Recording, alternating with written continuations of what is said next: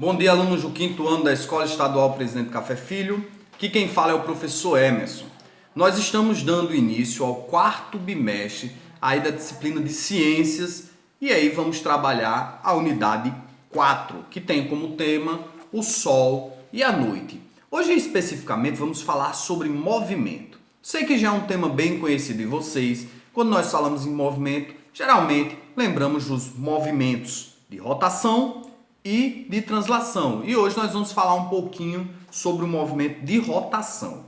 Mas antes de começarmos a introduzir a rotação, quero que vocês tenham em mente um ponto relacionado ao movimento e à referência de quem observa esse movimento acontecendo. Para isso temos duas ilustrações que estão exemplificadas na página 130.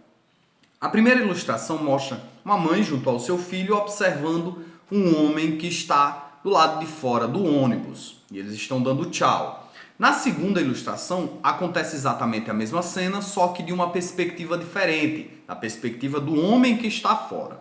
Então, baseado na perspectiva do homem que está do lado de fora, ele percebe quem está em movimento é o ônibus, bem como a criança junto à sua mãe por estarem dentro do ônibus.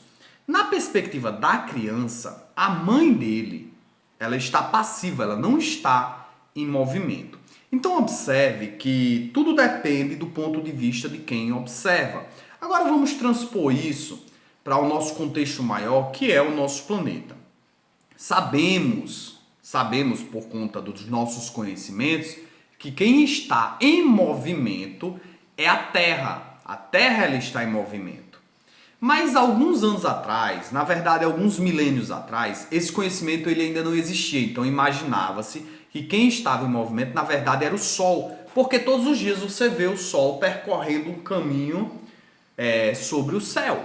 Você percebe isso. E mais tarde a Lua. Então imaginava-se que quem realizava o movimento seria o Sol todos os dias, bem como a Lua. Mais tarde foi descoberto através da ciência e da observação que não, a Terra ela está parada.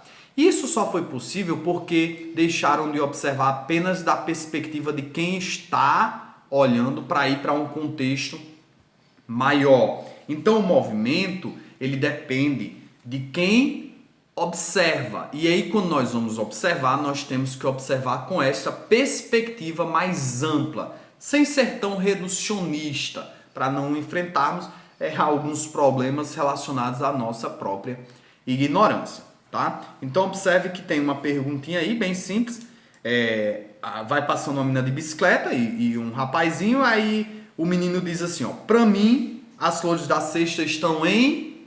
Ele olhando, as flores da cesta estão em quê? Em movimento ou elas estão paradas?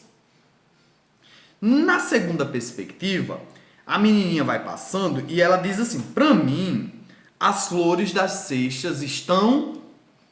A criança que está na bicicletinha, ao observar as flores, olhando para baixo assim, ela percebe que as flores elas estão paradas ou elas estão em movimento. Então observe que as respostas elas se diferenciam de acordo com quem observa. Agora vamos pensar exclusivamente no contexto do nosso planeta Terra. O planeta Terra realiza dois movimentos, rotação e translação. A rotação é o movimento que ela realiza em torno do seu próprio eixo. Observe a ilustração da página 131, você vai ter aí o nosso planeta. E aí, de norte a sul, vai ter um pauzinho aí, cortando o planeta que simboliza o eixo de rotação. A Terra é parecida mais ou menos com um peão. Ele gira só que infinitamente, não para, nem nunca vai parar. Esse movimento que a Terra realiza permite definir dois grandes eventos. Primeiro o dia, depois a noite. E essa rotação ela demora 24 horas para ocorrer. Então, partindo do ponto inicial, até ela fazer essa volta toda e voltar para o ponto de partida, ela demorou 24 horas. Como a Terra é muito grande, você perceba que esse movimento que eu realizei aqui demorou uns 2, 3 segundos, porque o objeto em questão é pequenininho, mas a Terra é gigantesca. Então, ao realizar todo esse percurso, ela vai, obviamente, demorar um pouquinho. A rotação ela ocorre em torno do seu próprio eixo e define dia e noite, certo? Uma coisa interessante é que o Sol ele sempre aparece na direção leste e sempre se põe na direção oeste, justamente porque quem realiza o movimento é a própria Terra. Então, como atividade aí, eu vou deixar a página 132. Minha panela aqui já está pegando pressão e já está atrapalhando a aula, tá certo?